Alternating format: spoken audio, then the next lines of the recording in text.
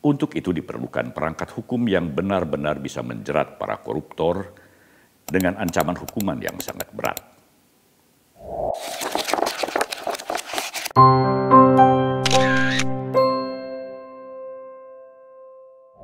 Kawan Winmot, jauh sebelum Prabowo menjadi presiden, masalah korupsi sudah sering dibahasnya dalam berbagai kesempatan, baik secara lisan ketika menjadi pembicara dalam sejumlah pertemuan, ataupun melalui buku yang ditulisnya seperti buku Paradoks Indonesia.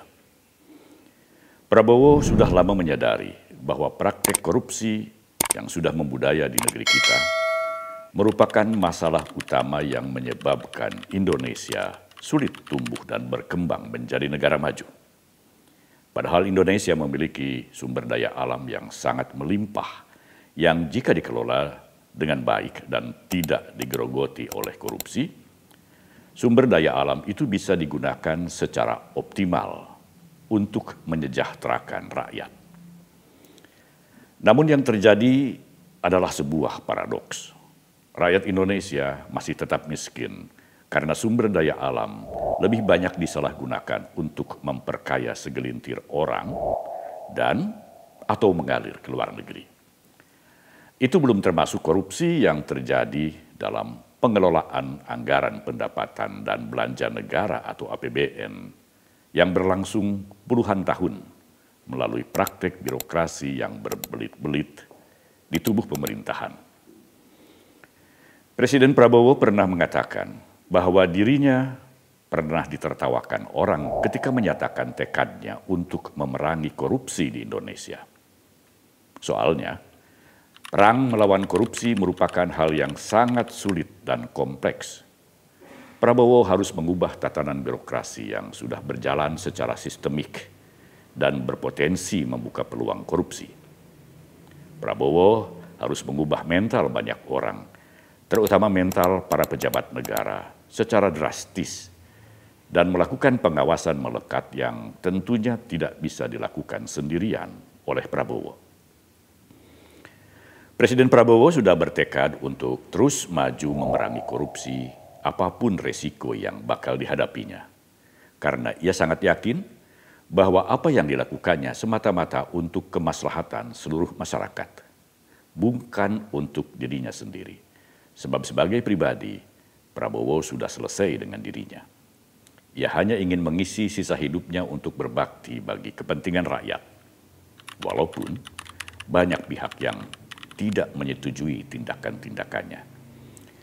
Namun sekali lagi, Prabowo tidak bisa sendirian dalam memerangi korupsi. Prabowo membutuhkan dukungan semua pihak, mulai dari pejabat pemerintah, baik di pusat maupun di daerah, hingga dukungan dari para penegak hukum seperti kejaksaan, kehakiman, dan kepolisian, serta dukungan dari semua elit politik dan tokoh-tokoh masyarakat. Dan yang lebih penting adalah dukungan dari seluruh rakyat Indonesia. Itu sebabnya pada setiap pidatonya yang menyinggung masalah korupsi, Prabowo selalu meminta dukungan rakyat untuk bersama-sama memberantas korupsi melalui berbagai cara. Prabowo ingin agar para pelaku korupsi dihukum seberat-beratnya. Untuk itu diperlukan perangkat hukum yang benar-benar bisa menjerat para koruptor dengan ancaman hukuman yang sangat berat. Bahkan Prabowo sudah lama mendorong agar Dewan Perwakilan Rakyat segera membahas rancangan undang-undang perampasan aset hasil tindak pidana korupsi, supaya negara bisa mengambil kembali kekayaan hasil korupsi untuk digunakan bagi kepentingan rakyat. Tetapi di samping itu, Presiden Prabowo juga memberikan sentuhan manusiawi, bahwa undang-undang perampasan aset itu harus disusun secara hati-hati. Jangan sampai undang-undang tersebut membuat keluarga koruptor, terutama istri dan anak-anaknya, menderita akibat seluruh kekayaannya disita oleh negara.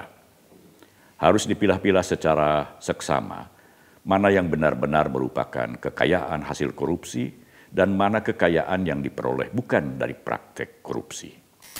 Kerugian negara yang dia timbulkan ya harus dikembalikan. Makanya aset-aset pantas kalau negara itu menyita. tadi kita juga harus adil kepada anak istrinya. Kalau ada aset yang sudah milik dia sebelum dia menjabat umpamanya, atau sudah ya nanti para ahli hukum suruh bahas apakah adil anaknya menderita juga gitu. Iya kan? Karena dosa seorang tua sebetulnya kan tidak boleh diturunkan ke anaknya, kira-kira kan begitu. Jangankan rakyat yang geram, saya juga geram. Ya. Prabowo juga mengimbau para koruptor agar segera bertobat, menghentikan perbuatan korupsinya, dan mengembalikan uang hasil korupsinya kepada negara. Prabowo menyadari bahwa praktek korupsi ini masih terjadi di lingkungan pemerintahannya, seperti yang disampaikannya saat berpidato pada acara peringatan Hari Lahir Pancasila 1 Juni 2025.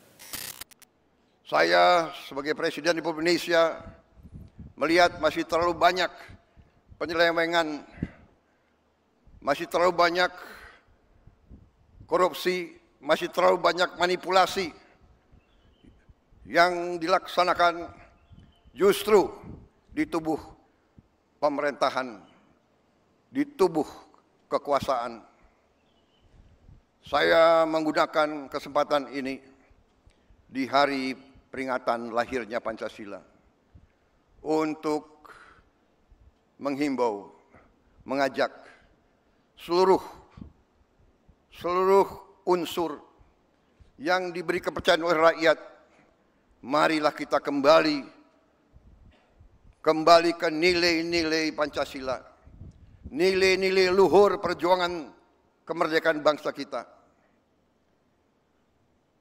Marilah kita menggunakan momentum ini untuk memperbaiki diri, untuk memperbaiki sistem kita masing-masing. Saya sekali lagi menghimbau, mengajak mereka-mereka jangan menganggap negara ini tidak ada. Jangan menganggap negara ini bisa dipermainkan.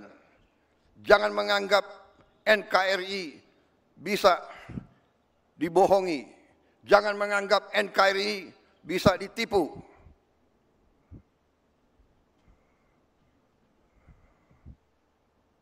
Untuk kesekian kali lagi, di tempat yang bersejarah ini, atas nama rakyat Indonesia, saya memperingati semua unsur di semua lembaga.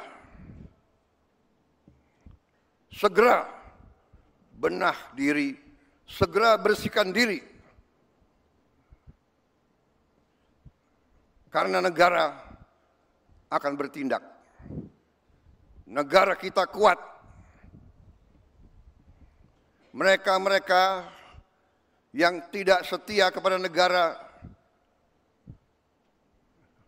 akan kita singkirkan dengan tidak ragu-ragu, tanpa memandang bulu, tanpa melihat keluarga siapa, partai mana, suku mana yang tidak setia kepada negara, yang melanggar undang-undang, yang melanggar undang dasar, akan kita tindak.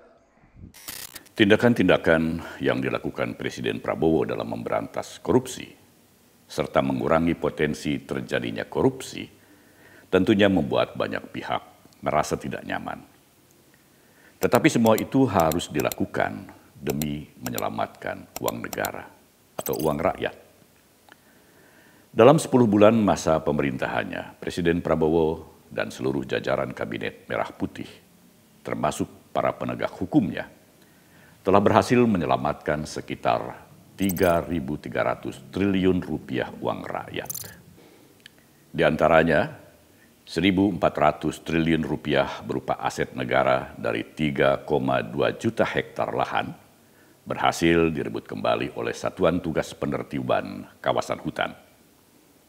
Kemudian hampir 1.000 triliun rupiah kerugian negara dari kasus jual beli minyak Pertamina berhasil dihentikan kejaksaan. Lalu sekitar 300 triliun rupiah dari ratusan tambang ilegal akan segera diamankan Satgas Penertiban Kawasan Hutan. Dan sekitar 300 triliun rupiah anggaran yang rawan dikorupsi dari APBN 2025 dialihkan langsung oleh Presiden Prabowo untuk program-program pro rakyat. Sekitar 300 triliun rupiah perputaran uang gelap dari judi online juga berhasil dihentikan Komdigi dan PPATK.